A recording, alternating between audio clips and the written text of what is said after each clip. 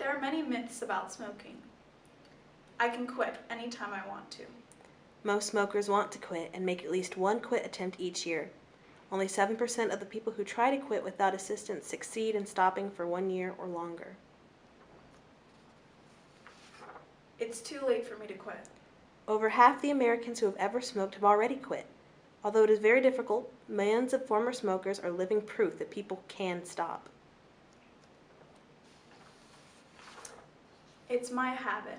I'm not hurting anyone. Secondhand smoke is a far more lethal killer.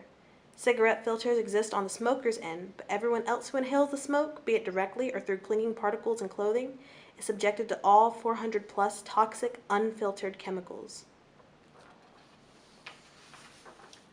Cutting down the number of cigarettes I smoke will reduce risks so I can keep smoking.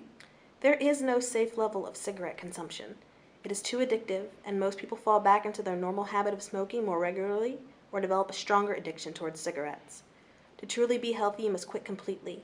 Just 3 cigarettes a day can trigger a possibly fatal heart attack.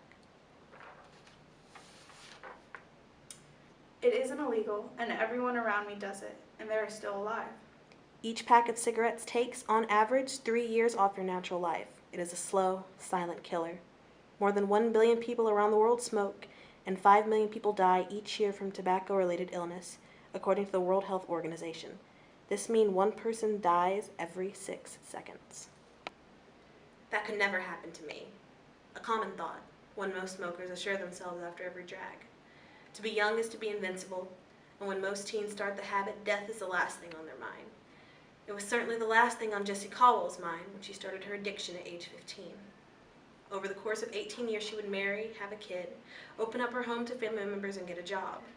For 18 years, she would go through nearly a pack a day. On the 19th year, Jessie would faint on the job and awake in the hospital.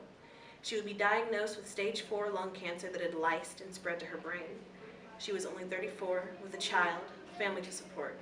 Doctors gave her a year to live. Today, she is alive. She has survived 2 strokes, failed chemo, and malpractice surgery. She can walk again. She sees her son off to school. He's 13 this year.